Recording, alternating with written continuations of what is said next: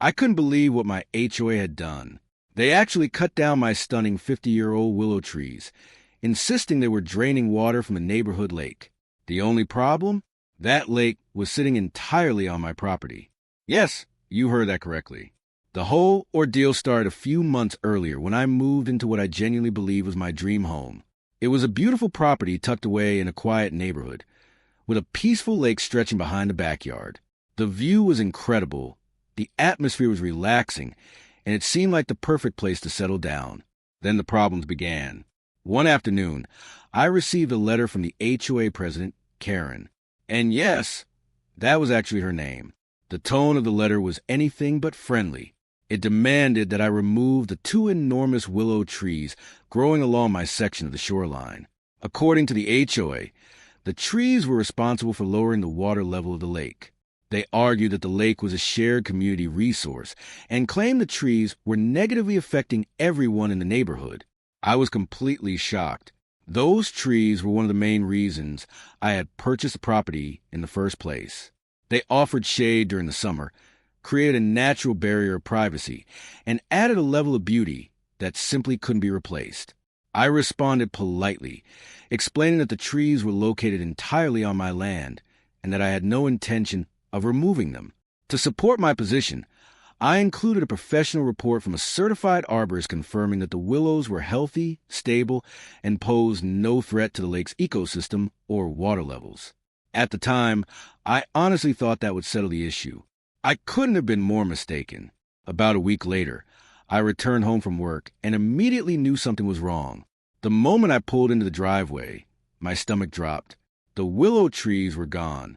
Where those magnificent giants had once stood, there were now only huge stumps sticking out of ground. Fresh sawdust covered the shoreline. Branches had been hauled away. The entire area looked like a disaster zone. I was furious. More than that, I felt violated. Someone had entered my private property without permission and destroyed a part of my home that meant a great deal to me. That was the moment I realized being angry was enough. I needed to fight back. I contacted the police and filed a report for trespassing and destruction of property. While the officers documented everything, they explained that the situation would ultimately have to be handled through civil court. Fine. If court was the only path forward, then court was exactly where I was going. Karen and the HOA board didn't seem worried in the slightest. They strutted around confidently, waving a section of the HOA bylaws that supposedly granted them authority over water resources and landscaping that affected community property. They were convinced they had all the power. In their minds, I was just a new homeowner on the block. They expected me to back down, accept their decision, and move on. That assumption turned out to be the biggest mistake they could have made. The first thing I did was investigate the history of the property. I spent countless hours at the county records office digging through old deeds, land surveys, and historical maps. Some of the documents were over 100 years old. The process was tedious and time-consuming, but I refused to quit. Eventually, all that work paid off. I found a deed dating back to 1923, from a time when the entire area had been one massive family farm. And buried within that document was exactly what I needed. The deed clearly stated that ownership of the farm included the lake bed itself, along with all associated water rights connected to the man-made reservoir that had originally been built for agricultural use. But the most important discovery came next. Every transfer of ownership after that, including the deed for my own property, contained a clause passing those exact lake and water rights directly to the owner of my specific parcel of land. The realization hit me immediately. The HOA didn't own the lake. The neighborhood didn't own the lake. I owned the lake, every inch of it. Armed with evidence that was impossible to dispute, I hired the most aggressive attorney I could find. When we filed our lawsuit, the HOA's lawyers practically laughed. They responded with a dismissive letter that basically told us we had no case and should save ourselves the trouble. They were still relying entirely on their little HOA bylaw, completely unaware of the legal bombshell waiting for them. The day we finally appeared in court felt like something straight out of a movie. Karen took the witness stand looking as confident as ever. She proudly explained how the HOA was simply protecting valuable community assets. She painted me as an unreasonable homeowner who refused to cooperate with neighborhood regulations. Her attorney presented their arguments and repeatedly cited the HOA's authority. The judge listened carefully, showing little reaction as the presentation continued. Then it was finally our turn. When our turn finally came, my attorney rose from his seat with complete confidence. There was no rush in his movements. He calmly approached the bench and began presenting certified copies of the property deeds we had uncovered during our investigation, starting with the original 1923 deed. He carefully walked the judge through every transfer of ownership over the decades. One by one, he connected each document to the next, building an unbroken chain that led directly to my purchase of the property. As the evidence piled up, the atmosphere inside the courtroom changed dramatically. You could almost feel the tension spreading through the room. The HOA's attorney, who had been wearing a smug expression all morning, suddenly looked nervous. His confidence disappeared with every page my lawyer presented. Karen's reaction was even more dramatic. She stared at the documents in disbelief, her face drained of color. By the time my attorney finished outlining the ownership history, her jaw was practically hanging open. Then came the final blow. My lawyer called a licensed land surveyor to testify. The surveyor reviewed the deeds, maps, and legal descriptions before confirming what we had known all along. According to the official records, the entire lake, including the lake bed, shoreline, and every water right associated with it, belonged exclusively to my property. There was no ambiguity, there was no loophole, and there was absolutely no legal authority granting the HOA control over any part of it.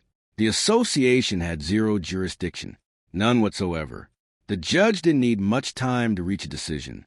After reviewing the evidence and listening to the testimony, he looked directly at Karen and the other HOA representatives seated at their table. His ruling came quickly, and it was devastating. The court found the HOA liable for trespassing and destruction of private property. But that wasn't the part that seemed to anger the judge the most. What truly frustrated him was their blatant abuse of authority. He made it clear that the HOA had acted far beyond the limits of its legal power and had intentionally interfered with property they had no right to touch. The penalties reflected that. First, the HOA was ordered to compensate me for the full replacement value of 2 mature willow trees. Anyone familiar with landscaping knows that replacing fully grown trees isn't cheap.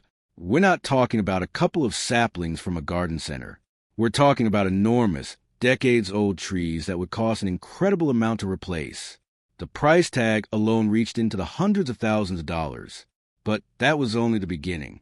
The judge also ordered them to cover the cost of removing the remaining stumps, restoring the damaged shoreline, repairing the landscaping, and reimbursing every dollar of my legal expenses. On top of that, punitive damages were awarded because the court determined their actions had been intentional and malicious. By the time everything was added together, the final judgment was staggering.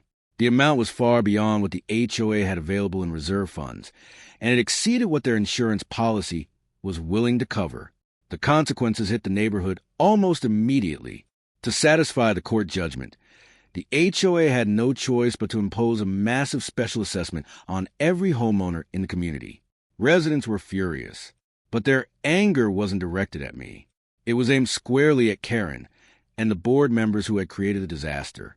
Their reckless attempt to throw their weight around had ended up costing their neighbors thousands of dollars each. The backlash was swift. At the very next community election, Karen was voted out by an overwhelming margin. It wasn't even close. Shortly afterward, the remaining board members resigned as well. Their reputations were destroyed. Throughout the neighborhood, they became known as the people responsible for one of the most expensive mistakes in the community's history. For most people, that would have been enough. For me, it was only the beginning. Now that the court had officially established that I owned the lake and all associated property rights, I decided to exercise those rights. The first thing I did was install a brand new fence. And not just any fence. I built a tall, highly visible barrier around the entire perimeter of my property, including the area surrounding the lake itself. Next came the signs. Private property. No trespassing. Authorized access only. I made sure there was no confusion. Then I addressed another issue. Years earlier, The HOA had constructed a community dock that extended onto my property without legal permission. With ownership now legally confirmed, I arranged to have the dock removed. It was the first structure to go. Almost overnight, everything changed. The lake that residents had treated as a community amenity for years was no longer available to them. Access disappeared completely. People who had purchased homes expecting lake privileges suddenly found themselves staring at a fence instead. The impact on the neighborhood was immediate. Property values began to decline as prospective buyers realized there was no longer public access to the water. A few frustrated homeowners called me to complain. Whenever they did, I remained polite. I simply suggested they direct their concerns toward the former HOA board members who had caused the entire situation in the first place. My actions weren't motivated by spite. They were motivated by accountability. The HOA had chosen to act like bullies. They assumed they could ignore property rights and push around whoever stood in their way. Instead, they learned an incredibly expensive lesson.